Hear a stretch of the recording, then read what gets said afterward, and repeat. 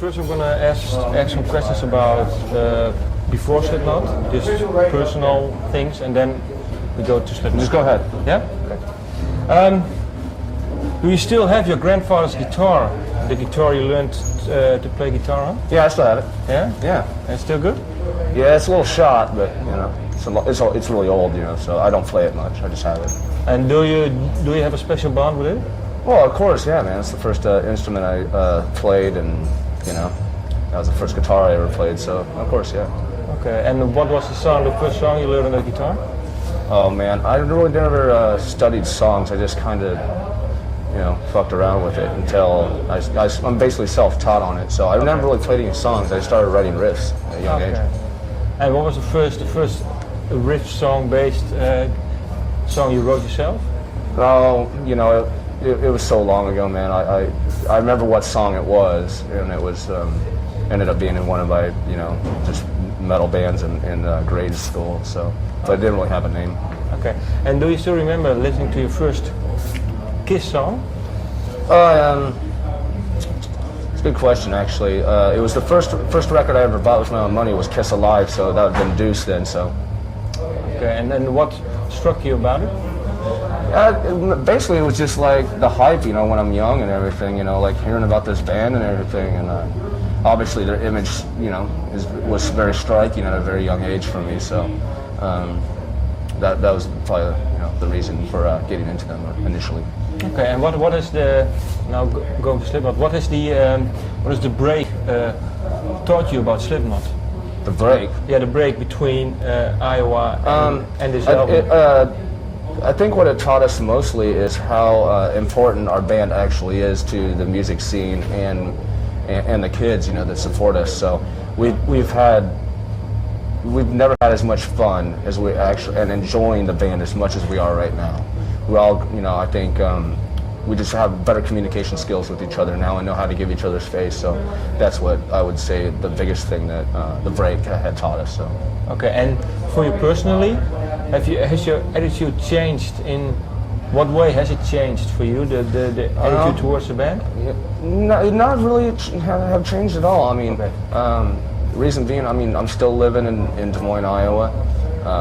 I haven't gone the LA or New York route. I still am pretty humble and pretty excited just to be able to play music, you know, and have so many people support what we do. So we're very fortunate in that way. And I think that, you know, we were a very needed band to be able to, you know, play all over the world for thousands and thousands of kids. So there'll definitely be more records, and it's just great to have that opportunity to play music for a living. Okay, and what has Rick Rubin taught you about recording and making songs? Because I heard he played a big role. Or? Yeah, for sure. Rick was cool. We just wanted a different type of guy to come in and have his like perspective on our music. And I think what Rick taught us mostly is the communication factor. He really didn't change our music too much. He just really wanted us. He knew how talented everyone was in the band and knew that we had more in us than just heavy all the way through. So this album is kind of like a movie. It has a start and a conclusion and a bunch of hills in between. So he was really helpful in that way. Can you name me one song where his influence is heard the most, maybe? I'd say Prelude, maybe the very first song that opens the record, because I mean it's not a heavy track. It just kind of leads you into the battle of what the record turns out to be. It was kind of cool. I thought, you know, not open the record completely just fucking heavy, you know, because I mean I think that it was expected. And I think the way it leads into Blister, you know, I think, you know, he had a really big influence on Prelude. How does a Slipknot song normally come about? Is there one way? There's no formula to how we write songs. Maybe a guy has a whole song and it's good enough to where we hardly fuck with it. Just everyone puts their stamp on it. Other times it's all of us in a room jamming together. There's no format of how we write the music at all. And was it already written? I mean, was it the same with the first album and the second album? Yeah, it's all. Yeah, it's all. Yeah. And for you personally, how do you write songs? Is there? I have a weird secret of how I write songs, but I mean I don't really want to say it. I never sit down saying, oh, I'm going to write a song. It doesn't work for me like that at all. It has to be like an emotion that I'm feeling, or something that has happened to me, or it's just my moods is how I end up writing songs. But is there one mood, or is it? No, it's a bunch of different types. And do you start on guitar or maybe with I a always song? start on guitar, never start on drums.